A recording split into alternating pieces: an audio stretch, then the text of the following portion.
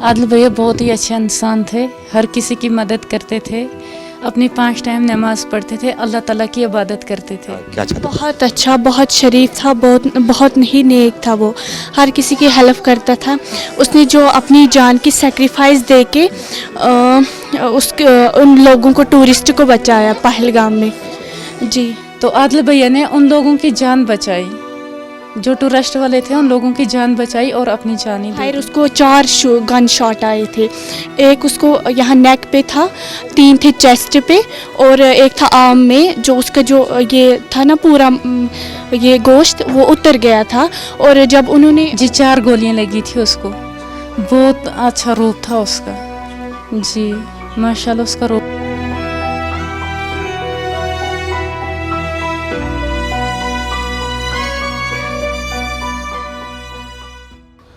नमस्कार, मैं Sumit Tiwari. NMF news में आप सभी का बहुत बहुत स्वागत है। इस समय हम पहलगाम में मौजूद हैं। पहलगाम की खबर लगातार हम आपको कश्मीर में आकर दिखा रहे हैं, लोगों से बातचीत कर रहे हैं, लेकिन इस समय हमारी मौजूदगी पहलगाम में है। पहलगाम में जिस तरीके से हमला हुआ, 26 लोगों की मौत हुई, उसमें से एक मुस्लिम आदिल की भी मौत हुई थी। बताया जा रहा है कि आदिल लोगों को बचाने के चक्कर में आतंकवादियों के बंदूक के भेंट चढ़ गया। आतंकवादियों ने उसको भून दिया, जिससे उसकी मौत हो गई है। और आपको दिखा दूँ, ये जो घर दिखाई दे रहा है, ये जो गांव दिखाई दे रहा है, ये आदिल का गांव है। उसके घर पर हम लोग आए हैं, थोड़ा घर की भी हालत आपको दिखाएंगे। आकाश, थोड़ा इस तरफ दिखाओ। ये आदिल का घर है, यहीं पे आदिल रहता था, जो कि घोड़े का उसका व्यापार था। पहलगाम में घोड़े से लोगों को सैर कराया करता था, उससे वो रोजी रोटी कमाया करता था। लेकिन आदिल की जान गई। अब बता रहे हैं कि आदिल लोगों को बचाने के चक्कर में मौत के घाट उतर गया और उसकी मौत हो गई। आतंकवादियों ने उसको मार दिया। तो आदिल तो मर गया, लेकिन क्या कहेंगे कि कश्मीर के अंदर क्या लग रहा है कि जिस तरीके से आतंकवादी पहलगाम के अंदर घुसे, पहलगाम के अंदर घुसना और सारी चीज़ों को जानना, समझना और आना, तो क्या लोकल सपोर्ट के बिना हो सका ये चीज़? क्या लोकल सपोर्ट उसको नहीं मिला? जब वो आतंकवादी हमला किया, लोगों को मारा, खास करके हिंदुओं को देख देख कर मारा, हिंदुओं का नाम पूछा, कलमा पढ़ाया, उसके बाद उनको मारा। तो थोड़ा हम उनके घर के अंदर की तरफ जाते हैं, लोगों से घर दिखाते हैं कि आदिल का ये घर है, आदिल यहाँ पे रहता था, आदिल की ज़िंदगी कैसा गुजरा करती थी। वो दिनचर्या करके कुछ रुपए कमाया करता था अपने घर बार को चलाने के लिए, लेकिन आदिल को मार के गिरा दिया गया। इसलिए गिरा दिया गया क्योंकि वो हिंदुओं की वहाँ पर जान बचा रहा था। तो आइए थोड़ा घर के अंदर के तस्वीर थोड़ा हम दिखाते हैं, और अंदर आ सकते हैं थोड़ा हम? जी, अंदर की तरफ। आप कौन थे? जी मैं उसकी कज़न। आदिल की कज़न? जी, तो आदिल के बारे में क्या कहना चाहो? कैसा भाई था आदिल आपका? क्या क्या चाहता था? बहुत अच्छा, बहुत शरीफ था, बहुत ही नेक था वो, हर किसी की हेल्प करता था। उसने जो अपनी जान की सेक्रीफाइस दे के उन लोगों को, टूरिस्ट को बचाया पहलगाम में। जी, तो क्या आप लोग से बात करता होगा तो क्या सोचता होगा? क्या उसकी इच्छा थी? क्या आगे आगे क्या बनना चाह रहा था वो? क्या जी वो तो एक लेबर ही थे, 12th पास थे। तो घर में उसके 2 छोटे छोटे भाई हैं और बहनें तो उसकी 3 हैं। घर में जो कमाने वाला था वही था सबसे बड़ा। तो अब उसके घर में कमाने वाला कोई नहीं रहा, तो उसने जान की कुर्बानी दी है अपने कश्मीर के लिए, अपने देश के लिए, टूरिस्ट को बचाने के लिए। जी, तो बार बार कश्मीर में, आप तो अभी छोटे हो गए, लेकिन आपने सुना होगा कि कश्मीर में लगातार आतंकवादी घुसते हैं, हमला करते हैं, तो उनके बारे में क्या कहना चाहोगे एज अ लड़की की? आपको क्या लगता है कि आतंकवादी बार बार आते हैं, घुसते हैं, क्यों ऐसा करते हैं? जी वो तो मैं कुछ नहीं बता सकती कि क्यों करते हैं, बट वो बहुत ही नेक बंदे थे। जी और क्या मांग है? जी, हम ये चाहते हैं कि जो उसके भाई हैं, अब इनकी कुछ मदद की जाए ताकि इनका घर का जो चूल्हा है वो जले। जी, ये बहुत गरीब ख़ानदान है। जी तो घोड़ी का वो करके ये कमाया करते थे दिन? जी, दिन को उसको 300 रुपया मिलता था। जो घर में उसके जो फादर हैं वो भी थोड़ा ये हैं, बीमार हैं, और मदर हैं वो भी थोड़ी बीमार हैं। घर में एक भाई है वो भी कुछ कमा नहीं सकता, दूसरा एक है वो भी छोटा ही है। जी ये अच्छा, थोड़ा बाहर की तरफ आ जाइए आप। क्या नाम है आपका? मेरा नाम रवीसा है। तो आदिल की बहन? जी जी, मैं उसकी सक्की बहन हूँ। तो क्या आप उसके बाद जब आदिल की मौत हो गई, उसको मार के गिरा दिया गया, उसको मार दिया गया, उसके बाद से क्या आप लोग के घर में क्या माहौल है, क्या चाहते हैं आप लोग, थोड़ा अपने बारे में बयान करिए। माहौल तो अभी कुछ ठीक नहीं है, तो जो अल्लाह ताला करेगा तो वही सही होगा। जी, ये सब शॉक में पड़ गए हैं उसकी। जी, शॉक में पड़ गए हैं जब उसको अटैक हुआ ना, उसके जो फायर, उसको 4 गन शॉट आए थे। एक उसको यहाँ नेक पे था, 3 थे चेस्ट पे, और एक था आर्म में, जो उसका जो ये था ना पूरा ये गोश्त वो उतर गया था। और जब उन्होंने उससे गन छीनने की कोशिश की तो जो उसका हाथ था वो पूरा मतलब ज़ख्म हुआ, उसके हाथ बहुत ज़ख्मी हुआ था। जी जी, पूरा ज़ख्मी हुआ था। उसकी जो बाजू थी वो पूरी मतलब रैश हो गई थी उसकी उससे। जी तो ये आदिल की बहन थी, सगी बहन थी, कज़िन बहन थी, इनसे हमने बात किया। इन्होंने बताया कि आदिल जिस तरीके से लोगों को बचाने के लिए अपनी जान को कुर्बान कर दिया, आदिल चाहता था कि उनकी जान बचे। हालांकि वो जो आतंकवादी आए थे वो इसी मंसूबे से आए थे कि वहाँ पर टारगेट था उनका कि किसको मारा जाएगा, किस लिए मारा जाएगा। तो बने रहिए, थोड़ा घर के अंदर की तरफ जाएंगे, उनके जो घर के लोग हैं थोड़ा उनसे भी और भी बात करेंगे, उनकी बातों को आप तक हम पहुँचाने की पूरी कोशिश करेंगे। क्या नाम है आपका? असमत जान। आप आदिल की बहन है? जी, आदिल की बहन। बड़ी बहन है या छोटी बहन? छोटी बहन है। आदिल आपसे कितने साल का बड़ा? 28 साल। वो 28 साल का उसकी उम्र थी। जी। आपसे कितना बड़ा था? मेरे से बहुत बड़ा था। क्या कहना चाहोगे कि आदिल को मार के गिरा दिया गया, उसको मार दिया गया आतंकवादियों के द्वारा, तो क्या कहना चाहोगी कि आतंकवादी बार बार इस तरीके की हरकत क्यों करते हैं कश्मीर के अंदर, लोगों को मारते हैं? आदिल लोगों को बचाना चाह रहा था, जिससे उसकी मौत हो गई, उसको मार दिया गया। तो एक बहन के नाते आप क्या बोलना चाहोगे? आदिल भैया बहुत ही अच्छे इंसान थे, हर किसी की मदद करते थे, अपनी 5 टाइम नमाज पढ़ते थे, अल्लाह ताला की इबादत करते थे। वो यहाँ से गया 8 बजे, वहाँ घोड़ा चलाने के लिए जाता था। तो जब यहाँ से घर से निकला तो वहाँ चले गए, हमें क्या पता है। हमने बोला कि आदिल भैया पहलगाम में। जब वहाँ पहुँचा तो उसने घोड़े वालों को लेके गया ऊपर, टूरिस्ट वालों को। जब वहाँ पहुँचे तो फायरिंग हो रही थी, तो फिर वहाँ पहुँचे फायरिंग हो रही थी, तो आदिल भैया ने उन लोगों की जान बचाई, जो टूरिस्ट वाले थे उन लोगों की जान बचाई और अपनी जान ही दे दी। ये बात आपको किसने बताई? जी, सुनने में आया। सुनने में। जी, कुछ बात हुई किसी से, पुलिस से या फिर आर्मी से या फिर किसी से कोई बातचीत हुई थी, या फिर वहाँ के और कुछ लोग थे? जो भैया था, भैया गया था जब मतलब ये फायरिंग हुई थी, तो भैया गए थे, उसका वेट करते रहे पहलगांव में, तो आदिल भैया नहीं आए। फिर वापस आए तो अशमकाम में उसका वेट करते रहे, तो आदिल भैया नहीं आए।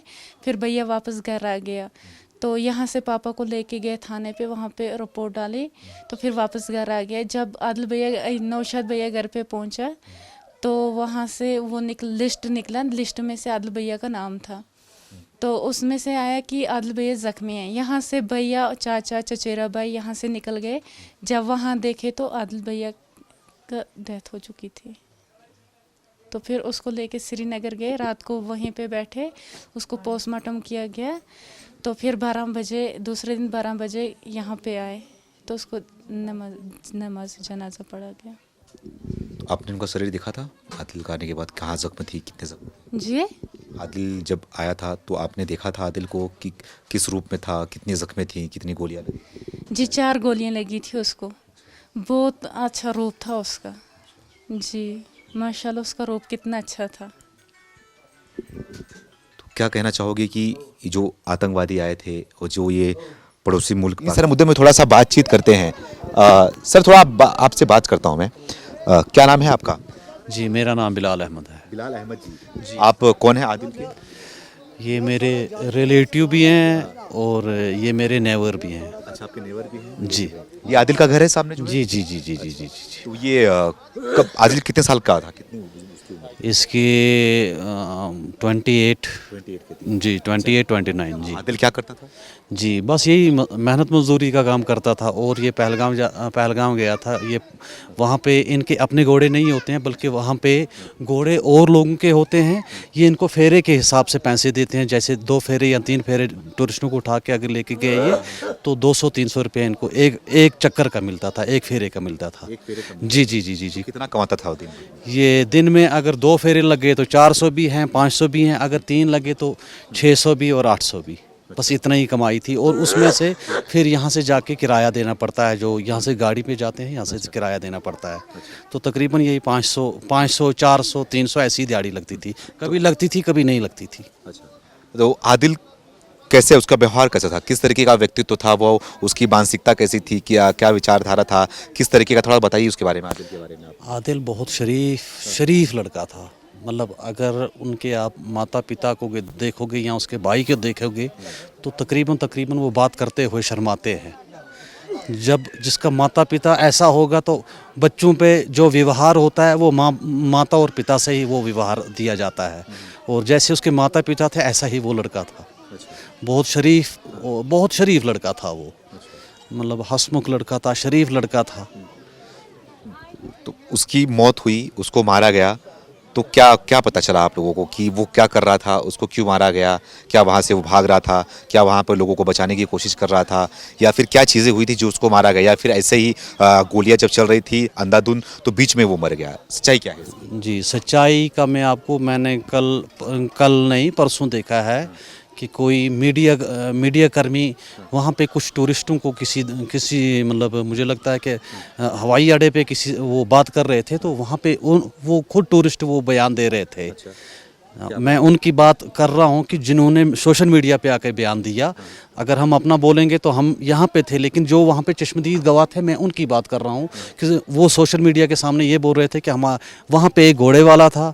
जब शायद वो उसकी वाइफ थी, उसके जब हस्बैंड की डेथ हुई तो उसकी वाइफ के ऊपर ही गिरा था। और फिर इसने उनको जो वहाँ पे गोलियां चला रहे थे, उन्हें ये बोला कि आप मासूमों का कत्लेआम क्यों कर रहे हो, और उनसे हथियार छीनने की कोशिश की। और इसी दौरान फिर उन्होंने उसको गोली मार दी। इसी दौरान गोली मार दी ताकि वो रोक रहा था?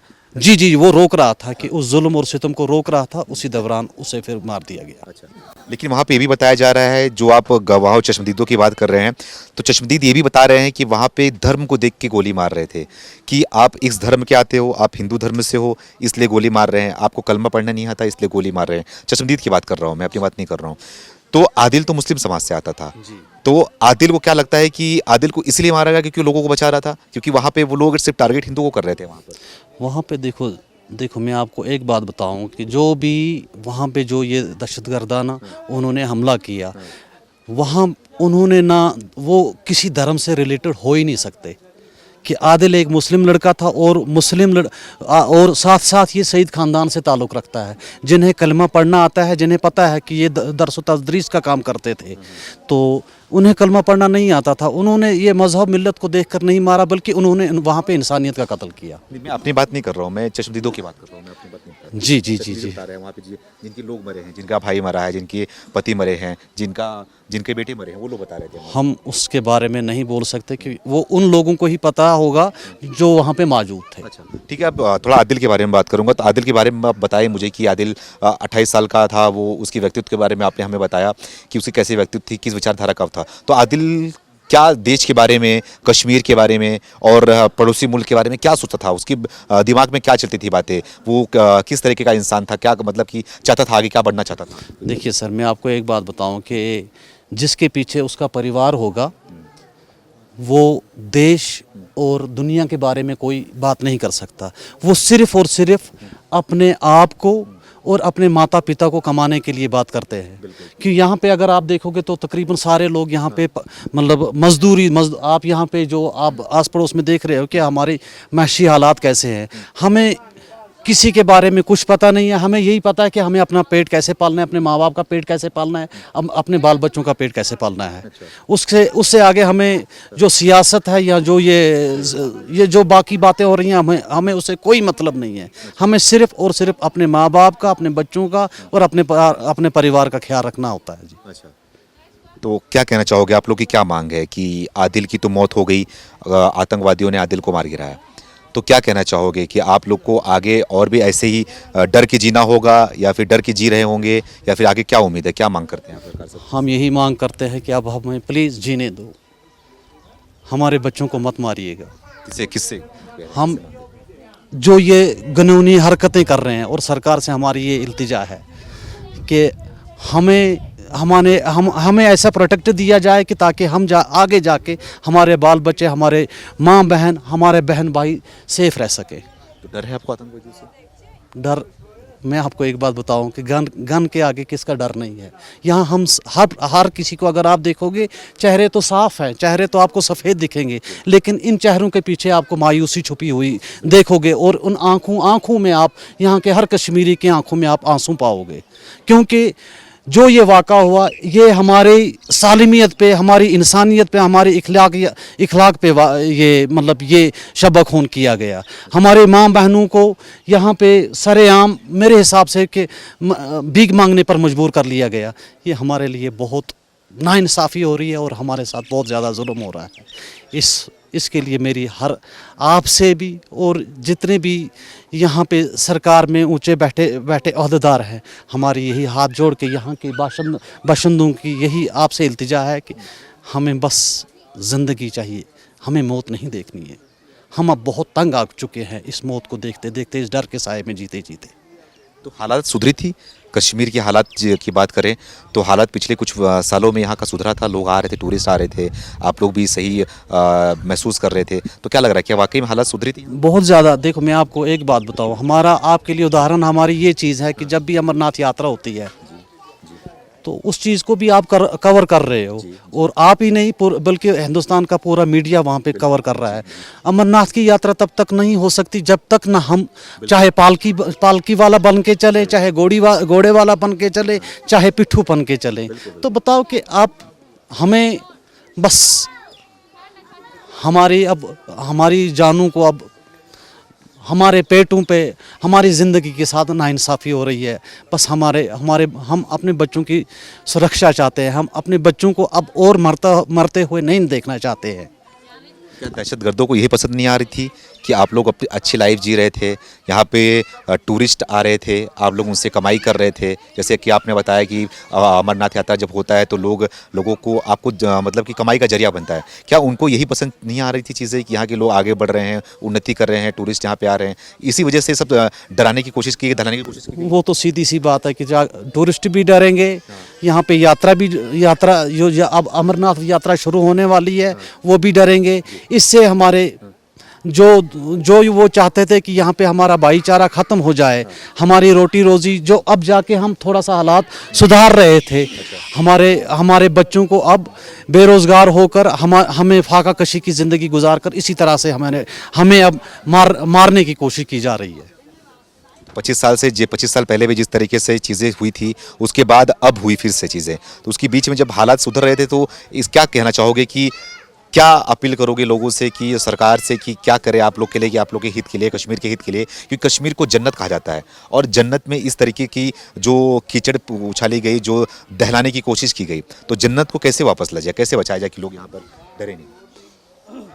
हम इसके लिए, हम तो छोटे लोग हैं, इसके लिए सुझाव जो हमारे गृह मंत्री बैठे हैं या मुख्यमंत्री बैठे हैं या जितने भी यहाँ पे बाकी सरकार चलाने वाले बैठे हैं, उसके लिए उन्हें एक जगह बैठकर इसके लिए सलाह मशवरा करना चाहिए, आपस में विचार करना चाहिए कि हम कश्मीर को किस तरह फिर उस पटरी पे लाएं कि जिससे यहाँ पे फिर वो मतलब रोज़गार के मौके फिर फराम हो जाएं। भरोसा है आपको मोदी जी पे, गृह मंत्री पे भरोसा है? अगर भरोसा ना होता तो हम उन्हें अपने मतलब अपना हीरो नहीं समझते, अगर बिल्कुल समझते हैं। अगर भरोसा है तभी तो हम कह रहे हैं कि हम आपके साथ है, तो अगर भरोसा है तभी तो हम कह रहे हैं कि जो भी अगर इस दुखद की घड़ी में अगर हमारे साथ है तो हमारा यहाँ पे गृह मंत्री है, हमारा मुख्यमंत्री है, मोदी जी हमारे साथ है, बिल्कुल साथ है। हमें विश्वास है, हमें उम्मीद है, और हम उनसे निवेदन भी करते हैं, हमारी हाथ जोड़ के उनसे निवेदन है कि आप हमारे मसीहा हो,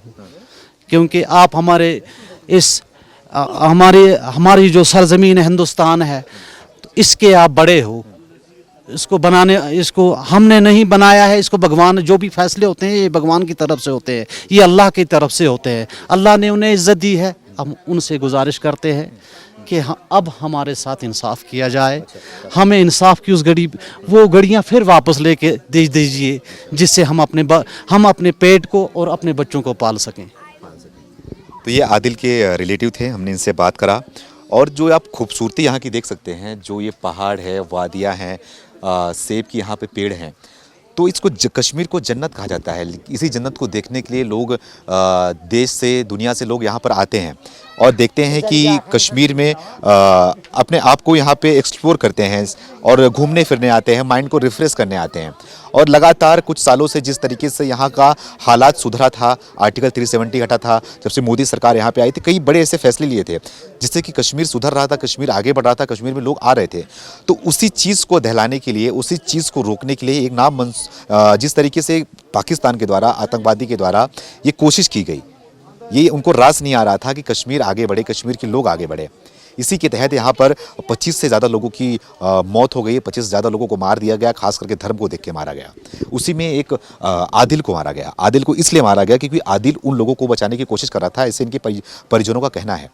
तो आदिल के घर पे है हम, उनकी बहन थी और उनके जो रिलेटिव थे उनसे हमने बातचीत किया और समझने की कोशिश करी कि आदिल कैसा व्यक्तित्व था और जो ये आतंकवादी हरकत की उसके बारे में क्या कहना है और प्रधानमंत्री के बारे में क्या, तमाम दो पे बात की। और थोड़ा आगे चलते हैं और दिखाते हैं इस जहाँ पे आदिल रहता था और जिस गांव में आदिल रहता था, उस गांव की भी थोड़ी छवि आप तक हम पहुँचाते हैं। बने रहिए हमारे साथ।